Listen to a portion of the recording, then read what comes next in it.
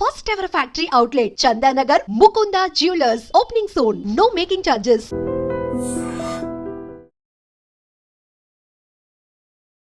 Hi guys, welcome back to iDream media. ఈరోజు మనతో ఉన్నారు సర్టిఫైడ్ ఫైనాన్షియల్ ప్లానర్ అయిన సుభాష్ బాబు గారు. ముఖ్యంగా మార్కెట్ ట్రెండ్ అనేది మీరు అబ్జర్వ్ చేసినట్లయితే ఇలాంటి ట్రెండ్లో ఇన్వెస్ట్మెంట్స్ ఫండ్స్లో ఎలా ఉంటే బెటర్, ఏ ఫండ్స్లో ఉంటే బెటర్ అనేది ఈరోజు ఎపిసోడ్లో తెలుసుకుందాం. Hi sir. హాయ్ అండి. How are you sir? Fine, thank you. So market trend అనేది ప్రీవియస్గా చూసుకున్నట్లయితే ఒక డౌన్ ఫాల్ని దాటుకుని వచ్చి కాస్త గ్రీన్లోకి వచ్చింది అని చెప్పవచ్చు. హెల్దీ కరెక్షన్ తప్ప ఇప్పుడు లాస్ట్ టైం ఫాల్లో అయితే లేదు. ఇలాంటి టైంలో కాస్త ఆచితూచి ఇన్వెస్ట్ చేయాలనుకుంటే ఏ ఫండ్స్ సజెస్ట్ చేస్తారు? ఓకే, చాలా మంచి క్వశ్చన్ అండి. ఇప్పుడు చాలా రెలివెంట్ టైమ్స్లో ఇప్పుడు ఇది. చాలామంది ఇన్వెస్ట్మెంట్స్ అంటే మార్కెట్లో వీళ్ళు వెంటనే ఇన్వెస్ట్ చేసుకోవడం, ఈక్విటీ ఫండ్స్ పెట్టేయడం, డబ్బు రియలైజ్ చేయడం అని అనుకుంటుంటారు. కానీ దానికి ఎప్పుడు రిస్క్ ప్రొఫైలింగ్ చేయాలి మనం. అని ఒక ఇండివిజువల్ ఎంత రిస్క్ తీసుకోగలడు, ఎంతో రిస్క్ తీసుకోగలడు అనుకుంటాం మన మైండ్లో. ఒకసారి పెట్టిన డబ్బు కానీ ఒక 30% పడిపోగా మనం కంగారు పడిపోయి వెంటనే మనం సెల్ ఆఫ్ చేయడం ట్రై చేస్తూ ఉంటాం. అలా అవ్వకుండా మనం సరిగ్గా ఇన్వెస్ట్మెంట్ లాంగ్ టర్మ్లో వెళ్ళాలి అంటే ఒక వ్యక్తి ఎంత రిస్క్ తీసుకోగలడు. రిస్క్ అంటే ఈక్విటీ, డెట్, హైబ్రిడ్ వీటిలో ఎలా మనం ఎలా పెట్టాలి అని ఐడియా వస్తాం ప్రొఫైలింగ్ చేస్తే.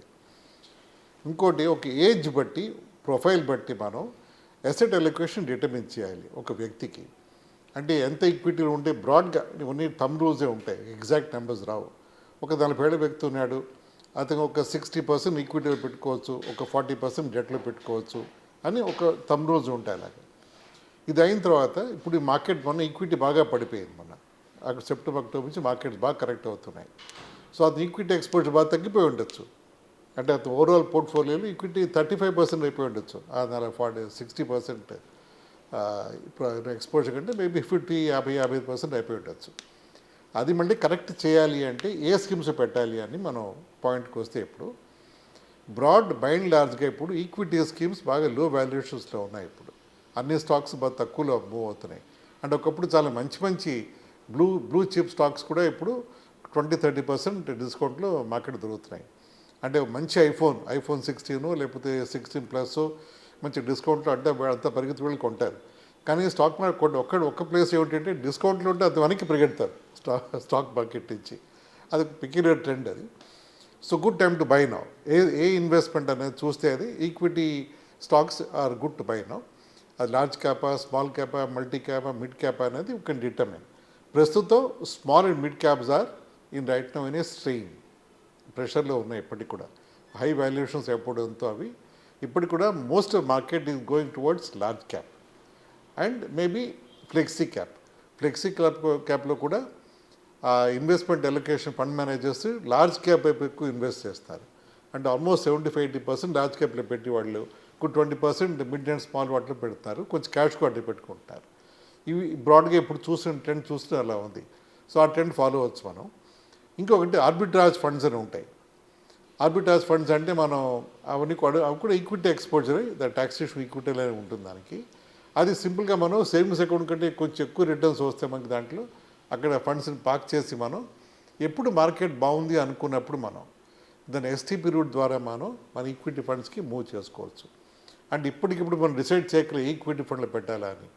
ఆర్బిట్రాజ్ పెట్టుకుంటే మనం అది ఒక యాంటీ రూమ్లో అన్నమాట. అది అంటే ఒక మెయిన్ క్యాబిన్కి పక్క రూమ్లో అన్నమాట. అది దాంట్లో పెట్టుకుంటే మనం అక్కడి నుంచి స్లోగా మనం daily STPO, weekly STPO, monthly STPO ద్వారా మనం పంపించుకుంటే కాస్ట్ ఎవరేజింగ్ చేయొచ్చు, రైట్ ఈక్విటీ స్కీమ్కి మనం షిఫ్ట్ చేసుకోవచ్చు.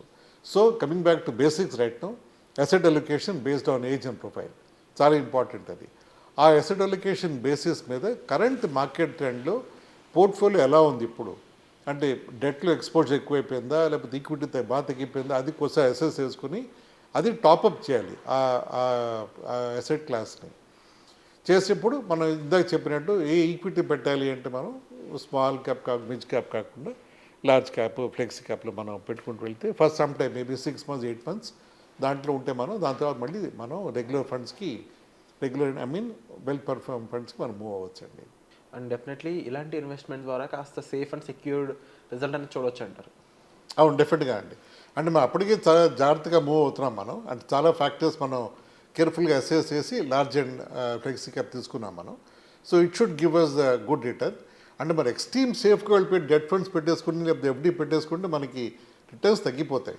సో ఈ టైంలో మార్కెట్ పడింది కాబట్టి మనం ఇన్వెస్ట్ చేయాలి. ఎక్కడ ఇన్వెస్ట్ చేయాలి అన్నప్పుడు మరి ఈ కేటగిరీస్ ఇన్వెస్ట్ చేస్తే will not regret it, will only be benefiting from the approach. And definitely invest చేసే ముందు కూడా వాళ్ళ ఫండ్స్ ఎంత ఉన్నాయి, ఎంతవరకు మనం ఇన్వెస్ట్ చేయగలము, లాంగ్ టర్మ్ ఎంత, అండ్ కన్సిస్టెంట్గా చేయాలనుకున్నప్పుడు ప్లానింగ్ ఏంటని కూడా ముందు చెక్ చేసుకోవడం బెటర్ అంట. కరెక్ట్ అండి. అది అన్ని చోట్ల వర్తిస్తుంది. ఇన్వెస్ట్మెంట్ ముందు ఎక్కడ పెట్టాలి అనేది దానికంటే ముందు డిసిప్లిన్ చాలా ఇంపార్టెంట్. అసలు ఎంత పెట్టగలం, మనం ఎంత ఎఫోర్డ్ చేయగలం, మనం వచ్చే డబ్బు ఎంత, దాంట్లో ఎంత ఖర్చు పోతుందో, ఎంత ఇన్వెస్ట్ చేయాలి మనం అని క్లారిటీ ఉంటే దాన్ని ఇన్వెస్ట్ చేసుకుంటూ వెళ్ళాలి తప్ప నీ జగ ఇవాళ ఒక 50,000 రేపు 10,000 అలా కాకుండా ఒక సిస్టమాటిక్గా వెళ్తే మన గోల్స్ని అచీవ్ చేసుకోవచ్చు అండి. ఇవన్నీ చాలామంది ఇన్వెస్ట్మెంట్స్ అంటే మార్కెట్లో వెళ్ళి వెంటనే ఇన్వెస్ట్ చేసుకోవడం, ఈక్విటీ ఫండ్స్ పెట్టేయడం, డబ్బు రియలైజ్ చేయడం అని అనుకుంటుంటారు. కానీ దానికి ఎప్పుడు రిస్క్ ప్రొఫైలింగ్ చేయాలి మనం. అని ఒక ఇండివిజువల్ ఎంత రిస్క్ తీసుకోగలడు, ఎంతో రిస్క్ తీసుకోగలడు అనుకుంటాం మన మైండ్లో.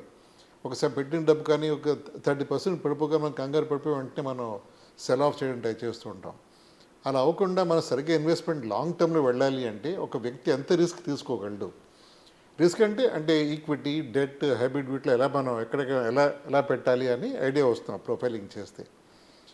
ఇంకోటి ఒక ఏజ్ బట్టి, ప్రొఫైల్ బట్టి మనం అసెట్ అలొకేషన్ డిటర్మిన్ చేయాలి ఒక వ్యక్తికి. అంటే ఎంత ఈక్విటీలు ఉంటే బ్రాడ్గా ఇవన్నీ థంబ్ రూల్సే ఉంటాయి, ఎగ్జాక్ట్ నెంబర్స్ రావు. ఒక 40 ఏళ్ళ వ్యక్తి ఉన్నాడు, అతను ఒక 60% ఈక్విటీలో పెట్టుకోవచ్చు, ఒక 40% డెట్లో పెట్టుకోవచ్చు అని ఒక థంబ్ రూల్స్ ఉంటాయి. అలాగే ఇది అయిన తర్వాత ఇప్పుడు ఈ మార్కెట్ ఈక్విటీ బాగా పడిపోయింది. అక్కడ సెప్టెంబర్, అక్టోబర్ నుంచి మార్కెట్స్ బాగా కరెక్ట్ అవుతున్నాయి. సో అది ఈక్విటీ ఎక్స్పోజర్ బాగా తగ్గిపోయి ఉండొచ్చు. అంటే అతను ఓవరాల్ పోర్ట్ఫోలియోలో ఈక్విటీ 35% అయిపోయి ఉండొచ్చు. 60% ఇప్పుడు ఎక్స్పోజర్ కంటే మేబీ 50-55% అయిపోయి ఉండొచ్చు. అది మళ్ళీ కరెక్ట్ చేయాలి అంటే ఏ స్కీమ్స్ పెట్టాలి అని మనం పాయింట్కి వస్తే ఇప్పుడు బై అండ్ లార్జ్గా ఇప్పుడు ఈక్విటీ స్కీమ్స్ బాగా లో వాల్యుయేషన్స్లో ఉన్నాయి. ఇప్పుడు అన్ని స్టాక్స్ బాగా తక్కువలో మూవ్ అవుతున్నాయి. అంటే ఒకప్పుడు చాలా మంచి బ్లూ చిప్ స్టాక్స్ కూడా ఇప్పుడు 20-30% డిస్కౌంట్లో మార్కెట్ దొరుకుతున్నాయి. అంటే మంచి ఐఫోన్ 16 లేకపోతే 16 ప్లస్ మంచి డిస్కౌంట్లో అంతా పరిగెత్తి వెళ్ళి కొంటారు. కానీ స్టాక్ మార్కెట్ ఒక్క ప్లేస్ ఏమిటంటే డిస్కౌంట్లో ఉంటే అది వెనక్కి పరిగెడతారు స్టాక్ మార్కెట్ నుంచి. అది పెక్యులర్ ట్రెండ్ అది. So good time to buy now. A investment అనేది చూస్తే అది equity stocks are good to buy now. అది లార్జ్ క్యాపా, స్మాల్ క్యాపా, మల్టీ క్యాపా, మిడ్ క్యాపా అనేది యూ కెన్ డిటర్మిన్. ప్రస్తుతం small and mid caps are in right now in a strain ప్రెషర్లో ఉన్నాయి. ఇప్పటికి కూడా హై వాల్యుయేషన్స్ ఎప్పుడంతో అవి ఇప్పటికి కూడా most of market is going towards large cap and maybe flexi క్యాప్లో కూడా investment allocation fund managers large cap వైపు ఎక్కువ ఇన్వెస్ట్ చేస్తారు. అంటే ఆల్మోస్ట్ 75-80% లార్జ్ క్యాప్లో పెట్టి వాళ్ళు 20% మిడ్ అండ్ స్మాల్ వాటిలో పెడతారు, కొంచెం క్యాష్ వాటి పెట్టుకుంటారు. ఇవి బ్రాడ్గా ఇప్పుడు ట్రెండ్ చూస్తే అలా ఉంది. సో ఆ ట్రెండ్ ఫాలో అవచ్చు మనం. ఇంకొకటి ఆర్బిట్రాజ్ ఫండ్స్ అని ఉంటాయి.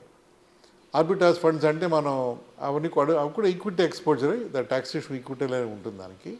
అది సింపుల్గా మనం సేవింగ్స్ అకౌంట్ కంటే కొంచెం ఎక్కువ రిటర్న్స్ వస్తే మనకి దాంట్లో అక్కడ ఫండ్స్ని పార్క్ చేసి మనం ఎప్పుడు మార్కెట్ బాగుంది అనుకున్నప్పుడు మనం దాని ఎస్టీపీ రూట్ ద్వారా మన ఈక్విటీ ఫండ్స్కి మూవ్ చేసుకోవచ్చు. అంటే ఇప్పటికిప్పుడు మనం డిసైడ్ చేయగల ఈక్విటీ ఫండ్లో పెట్టాలా అని. ఆర్బిట్రాజ్ పెట్టుకుంటే మనం అది ఒక యాంటీ రూమ్లో అన్నమాట. అది అంటే ఒక మెయిన్ క్యాబిన్కి పక్క రూమ్లో అన్నమాట. అది దాంట్లో పెట్టుకుంటే మనం అక్కడి నుంచి స్లోగా మనం daily STPO, weekly STPO, monthly STPO ద్వారా మనం పంపించుకుంటే కాస్ట్ ఎవరేజింగ్ చేయొచ్చు, రైట్ ఈక్విటీ స్కీమ్కి మనం షిఫ్ట్ చేసుకోవచ్చు.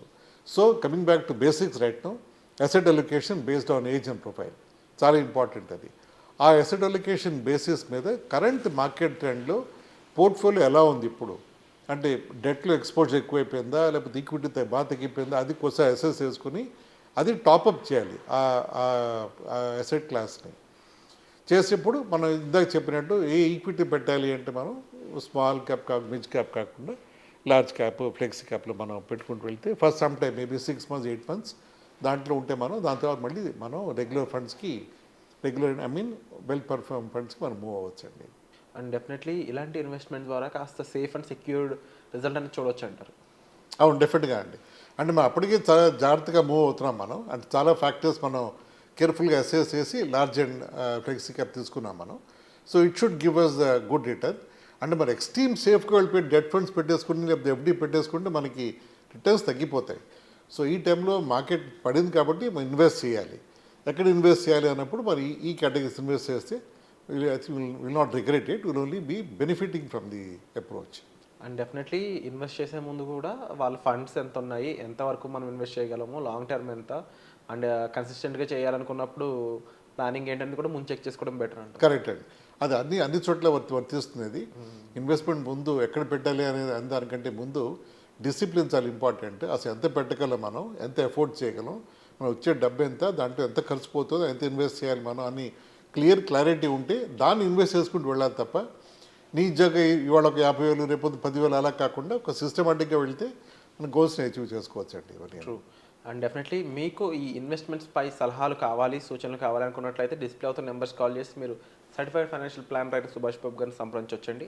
ఒక సర్టిఫైడ్ ఫైనాన్షియల్ ప్లాన్ సంప్రదించడం ద్వారా ఏంటి అంటే మీకున్న అంటే ప్రాబ్లమ్స్, ముఖ్యంగా ఈఎంఐలు అయి ఉండొచ్చు, అప్పులు అయి ఉండొచ్చు, వాటిని డీల్ చేస్తూనే ఇన్వెస్ట్మెంట్ చేయాలా లేదా, చేస్తే ఎక్కడ చేయాలి, ఎందులో ఎంతవరకు చేయాలి, ఎన్ని రకాల అసెట్స్ ఉన్నాయి, మీ లాంగ్ టర్మ్ ప్లాన్ ఏంటి, షార్ట్ టర్మ్ ప్లాన్ ఏంటి, దానికి తగ్గట్టు మీకున్న రిక్వైర్మెంట్స్ తగ్గట్టు వాటిని రీచ్ అయ్యే విధంగా మీరు ఒక హ్యాపీ లైఫ్ని లీడ్ చేసే విధంగా ఇన్వెస్ట్మెంట్ చేయడం అనేది చాలా ఇంపార్టెంట్.